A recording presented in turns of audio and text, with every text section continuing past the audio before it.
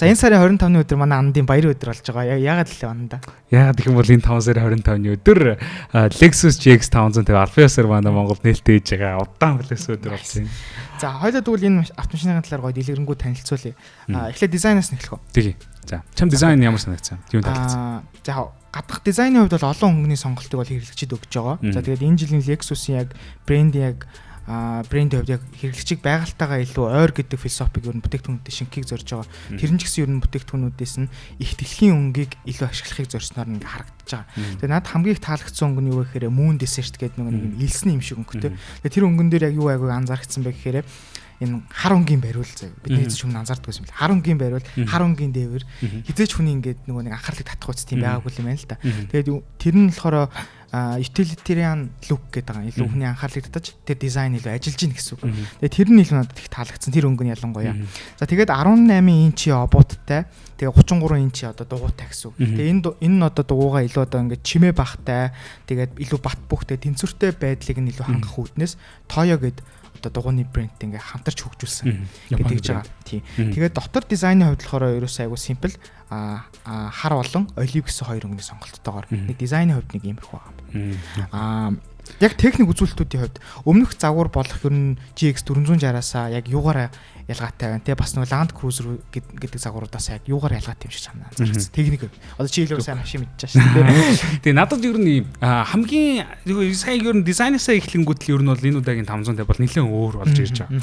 GX 460 болохоор өмнөх одоо байсан одоо бидний мэдэх Lexus одоо Lexus Land Cruiser 200-тай ер нь төстэй жоох юм бөмбөрдөө загвартай ер нь жоохон тийм байсан болвол энэ удаагийнх нь ер нь лайнап болвол дандаа яг юм нэлээд дөрвөлжин ер нь яг нөгөө хуучин 80-аад оны 70-аад оны яг нөгөө Jeep нэрийн үеийн шиг тийм дөрвөлжин загварлага боц ирж очиж байгаа. Надад бол харагдсан үйл айгу таалагдж байгаа. Гэтээ доторх нөгөө гаднах ерөн байдлыг нь харахад айгу тийм нөгөө дараачийн ахаад нэг 10 жилдээ баг миний одоо нэг юм хуучрахааргүй тийм загварын шийдэл гаргасан нь ер нь бол GX 460-аас бол гаднах үзмжийн хувьд тэгж нэг өөрчлөгдсөн. Хамгийн чухал өөрчлөлт бол мэдээж бол хөдөлгүүр дээр гарч ирж байгаа. Жишээлбэл GX 460 гэдэг одоо бидний мэдэх одоо ойролцоо нь Prado те Prado-той ойролцоо GX 460-аас ялгаатай нь GX 460 4.6 литрийн V8 хөдөлгүүртэй байсан болвол энэ удаагийнх болвол 6 цилиндртэй болоод 3.4 литрийн хос турботой болж эхэлж байгаа. Тэгэхээр ер нь бол ингэснээр одоо өмнө нь одоо 8 цилиндртэй GX 460 байх 301 морины хүчтэй байсан бол энэ удаад 349 морины хүчтэй болов. Цилиндрийн тоон багасж байгаа хэрнээ одоо турбоны ачаар юуны морины хүч нь бол илүү нэмэгдэж байгаа гэсэн. Бас нэг сонирхолтой нь хэлэх юм бол мушиг хүч нь бол 649 одоо ньютон метрийн тийм одоо юутай мушиг хүчтэй. Тэгээ энэ хөдөлгүүр нь болохоор ер нь LX 600-тай ер нь яг л ижилхэн хөдөлгүүр гэсэн үг. Одоо LX 600-тай. Гэтэ яг мэдээж нөгөө турбо арай жоохон жижиг учраас морины хүч нь арай жоохон бага. Яг бидний илүү сайн мэдгээр хэрэг одоо 300-тай хэрэг харьцуулах юм бол 300-ийн жишээлх юм бол одоо 409 морины хүчтэй 700 Нм-ийн одоо тийм мушиг хүчтэй байсан бол яг жоохон л маш багаар л үл ялгаар л ер нь бол баг гэсэн үг. Тэс ер нь бол бараг илүү ойролцоо тийм хөдөлгөөртэй болж хэлж байгаа. Тэгвэл Lexus GX 550 хувьд болохоор дотроо premium, luxury, over trail гэдэг нэг юм 3 төрлөөр гараад байгаа шүү дээ. Яг энэ удаа болохоор 5 сарын 25 яг Монголд худалдаалагдах нь болохоор over trail загвар. Тэгэнгүүт яг энэ одоо 3 төрөл дотроо over trailer нь яг юугаараа өөр байгаа юм. Юугаараа тийм ялгаатай байгаа. Ер нь бол ийм юм бэл. Яг философиуд нэг ийм асуудал гардаг байхгүй юу? Lexus-ийг бид нэг бодонгууд Lexus ингээ хот дотор ер нь явдаг бол ер нь жоохон luxury зэрэглэлийн ер нь бол Jeep шүү дээ. Тэгэнгүүт мэдээж одоо манай Монгол ялангуяа Jeep ундаг хүн нэг хаяад нэг зундаа хөдөө явчтай хаяад нэг Монголдоо ингээд байцдаг тий. Тэгэнгүүт зарим нэгэн тохиолдолд одоо ингээд нэг urban designтай болол хотын дизайнтай болол одоо кузүүн арайлал намсаал ингээд ирэнгүүт хөдөө хот авиж болоод ирчдэг. Тэгвэл энэ асуудлыг ер нь over trail-ийг шийдэж байгаа гэхэд бол болно. Дотроо шийдэж байгаа гадна талаасаа шийдэж байгаа. За би тэгээд юунууд нь өөр байгаа гэдгийг тайлбарлаж байгаа. Жишээлх юм бол over trail гэдэг загвар дээр түрүүний чиний хэлснээр одоо спорт болон спорт luxury-ийнх нь бууд нь 20 инч байсан бол энэ дээр 18 инч болж ирж байгаа. Тэгэхээр дугуй нь илүү зузаараад одоо хөдөө явхад одоо обуудаа цохих муухай олгох тэгээд дугуйгаа илүү одоо хийг нь багасгах гэдэг тийм давуу тал нэгт гарч ирж байгаа. Хоёр дахь нь болохоор одоо юу болж байгаа. Одоо багажны одоо 3 дугаар нэгнээний суудал гэсэн шүү дээ. 3 дахь нэгнээний суудал over trail загвар дээр байхгүй болж байгаа буюу хойдлын багажнд илүү их юм хийх батах боломжтой болно гэсэн. Тэр айгу том асуудал байдаг. Ер нь одоо машин угаасаа 200 гэж бүдэрийн бидэн зай. Тэр айгу том асуудал. Тэнгүүд дээрэс нь ахаад айгу олон ухаалаг одоо оффроад буюу яг бартаа замд зориулсан зориулсан системүүд нэмэгдэж байгаа. Жишээлх юм бол за хамгийн их нь EKDSS яадаг вэ гэхлээр нөгөө машин ер нь тэнцвэржүүлдэг 200 хүмүүс бүгдээрээ айгүй тийм том асуудалтай байдаг нь хурдтай явж байгаа тойр хийнгүүд айгүй их ингэж нөгөө биеийн ингэж нөгөө body roll буюу биеийн ингэ хажууд тийш айгүй хазаадаг байхгүй. Тэгэхээр тэрнээсээ болж ер нь өнхрөх тийм их асуудлууд ер нь айгүй их ер нь гардаг байсан. Одоо EKDSS ер нь системтэй болоод ирэнгүүд хурдны зам дээр энэ айгүй сайн давтурчоод тэгсэн хэрнээ одоо яг нөгөө барта замдаа гараад хадтай одоо юм дээр гараад ирэнгүүд өөрөө тэр нөгөө нэг юм тэнцвэржүүлэгчээ суллаад өгөнгүүд нөгөө дугуй газартайгаа ингэж яг хурж явах тэр боломжийг аюу сайн яагаад тэгээд нөгөө юу гэдэг амортизатор аюу сайн флекстэй болж байгаа гэсэн. Аюу сайн сунж болж байгаа. За энэ нэгт. Хоёр дахь нь downhill assist control гэж. Энэ нь болохоор хэрэг өндөрөөс одоо доошоо хэрэг уруудаж байгаа үед машин өөрийнхөө хурдыг тохируулаад өөр автоматар буудаг гэсэн. За гурав дахь нь гэхээр MTS буюу multi terrain select. Энэ нь болохоор өмнө яг 200 дээр байсан. Хэрэг Forerunner ундаг хүмүүс бол энийг бол одоо A-track гэдэг системээр нь бол мэднэ. Энэ нь болохоор өөрөө та нөгөө явж байгаа гадаргуунаас хамаарат цас байна уу, шороо байна уу, скол шавар байна уу гэд иймэрхүү юмнуудаас хамаарат машиныхаа өөрийнхөө нөгөө явах тэр нөгөө характеристикийг ер нь жоохон өөрчилж эхэлдэг ийм систем байгаа. Ухаалаг. Дөрөвт нь болохоор өмнөх одоо юуных дээр GX 460 дээр болон Forerunner дээр ер нь нөгөө өмнөх хойд дифференциал түжигчтэй байсан болвол одоо энэ удаагийн overtail зав нь хойд болон төвийн дифференциал чойстой болж байгаа. Тэгэхээр мэдээж таны айл нэг хэрэг дугуй одоо газартаа хөрөхгүйгээр агаарт өргөдчих юм бол тэр нь хийргээд байхгүйгээр хоёр дугуй айл айл нь тэнцвэртэй одоо жигт хурдаар урагшлах тийм боломж гаргаж өгч байгаа. Тэгэхээр ер нь бол яг нөгөө ер нь хөдөө ер нь явдаг хүмүүс бас эндээ хөдөө ингээл явангууд нэг юм дээр ингээд дугуй өргөдчихдөг баг. Тэр хийргээд байдаг. Тэгээ тэрийг бол байлуулж байгаа гэсэн үг.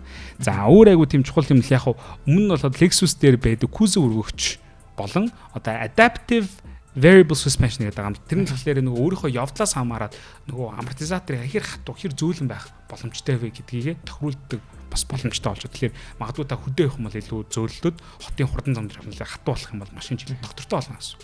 За бас ахаад нэг одоо хамгийн бага сүүлийн чухал нь одоо Toyota болон Lexus-ийн аюул чухал crowd control гэдэг систем бол GX дээр бас тутахааргүй бас ялгаагүй адилхан байгаа. Тэгэхээр нөгөө цасан шигдэх болон скол эсэн шигдэх дээр энэ crowd control-ыг ашиглаж өөрөө нөгөө машин нөгөө компьютерийн тусламжтайгаар тэр нөгөө шигдээснээс гардаг байхгүй. Тэгэхээр энэ бол Toyota-гийн маш сайн систем. Тэгээ энэ бас Lexus дээр байгаа. За тэгээд өөр ингээд яах юм бол яг дотоод талаас одоо нэг явдал талаас дотоод талаас авах юм бол угаасаа 14 инч infotainment screenтэй байгаа. Тэгээд 10 speaker-ийн sound systemтэй, wireless charger-тай, хойдолтой 220 гаргадаг, залгадаг. Суудлаас нөгөө нэг массажны юм уутай юм л шүү дээ. Тий. Суудл нь халж хөрнө. Тий. Суудлууд нь бол бүгдээрээ халж хөрж байгаа. Тэгээ 360 градусын камертай. Тэгээд салон дотроо 5 ширхэг USB-C-тэй болж байгаа гэдэг. Ер нь бол яг гол жижиг зүсгөө тийм байгаа. Ер нь бол яг гол үндсэн санаа нь таныг хөдөө явхад 5 тухыг чинь огт алдагдуулахгүйгээр ямар ч асуудалгүйгээр хүрхстэй газар чинь хүргэнэ л гэж байгаа. Ер нь бол тий. Тэгээд бас нөгөө нэг яг шууд ингээ хэлчихээр нөгөө хүмүүс дан ганц бартац зам юм биш гэдэг ойлгочихгүй дээ тий. Ер нь бол яг дан ганц бартац зам биш. Ер нь засмал зам дээр ч гэсэн ер нь нэг юм лакшери 5 тух мэдрэмжийг ингээд мэдрүүлэхийг ер нь угаасаа бодолцож тооцож бүтээгдсэн учраас энэ машин бас ингээд хамгийн өндөр зэрэглэлийн бас 5 тухыг ч гэсэн энэ машинаас ер нь авах боломжтой гэж Lexus-ийн зүгээс хэлж байгаа. Тэгээд энэ дэр нэг дурдах хэрэгтэй юм юу гэхээр яг энэ машиныг бүтээсэн ерөнхий инженер Koji Tsukasa гэдэг хүнийг ярилцсан. Тэр хүн нь юу гэхээр ер нь ингээд автомашин тээврийн хэрэгслийн ер нь хөгжил ингээд улам боловсронгуй болоод хоцчилч гэсэн ер нь амар хурцсаж байгаа энэ үед ер нь хүн төрлөختөн байгаль эхлэлтэйгээ ер нь ээлтэй байдлаар ингээд зогсож амьдрах шаардлагатай болсон. Тэгээд энэ бүх зүйлийг нь ер нь бодолцож энэ машиныг ер нь бүтээхийг зорьсон. Тэгээд энэ яг брендийнх нь үндсэн философи ч гэсэн яг ийм илүү сайхан ирээдүйн төлөө ер нь ингээд нэг байгальтайгаа зогсож амьдрнаа л гэдгийг ойлгох гэдэг. Тэгээд энэ одоо уран юу вэ гэхээр dare to unfollow the path буюу ер нь ингээд өөрөө ингээд зам дагадаг биш, замыг ер нь ингээд гаргадаг хүн болё. Тийм тэр ч утгаараа ер нь энэ ингээд over trail гэдэг загварч гэсэн нэг байгаль дээр ер нь хүссэнтэй дэлхий дээр байгаа бүх зам дээр явж болно гэдэг байгаа байхгүй тий. Тэгээд тэрийгэ ч гэсэн ингээд яг бүтээгдэхүүнийхаа ингээд тестийг хийж явахдаа ингээд харуулж илээ. Ингээд дэлхий дээр байгаа бүх төрлийн ингээд замыг ингээд тестийн орчинд бүтээгээд тэрэн дээр нь ингээд тестэлж үзэж байгаа.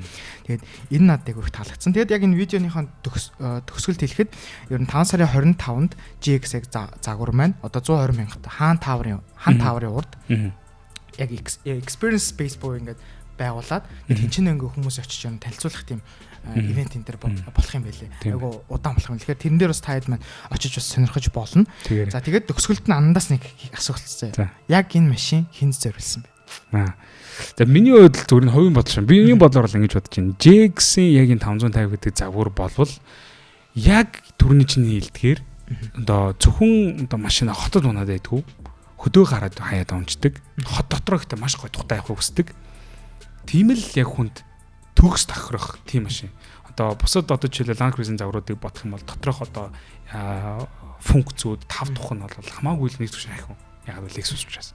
Гэхдээ Lexus-ийн одоо өнөөс ахаад илүү өөр загваруудыг бодох юм бол ялангуяа яг дөрөвний ойлын хэлж байгаа Overtrail гэдэг загвар маань яг өөрөө замаад бүтээгээд гараад явах боломжтойгоор бүтээсэн учраас яг л одоо миний бодлоор бол манай Монголын хэрэглэгч нарт бүр хамгийн гоё тохирох яг л юм загвар байна л гэж би бол бодсон. Тэгэхээр магадгүй та юу гэдгийг нийтдээ жилийнхаа 70%-ийг нь хотод үлдсэн 30%-ийг нь ямар ч асуудал хүссэн газараа хэрэг хөдөө хараад хүрхийг хэрэг хүсэж ивэл энэ машин. Тгийг хүрэхдээ гоё тухтай хүрхийг хүсэж ивэл энэ л яг таны машин л гэж хэлмээр.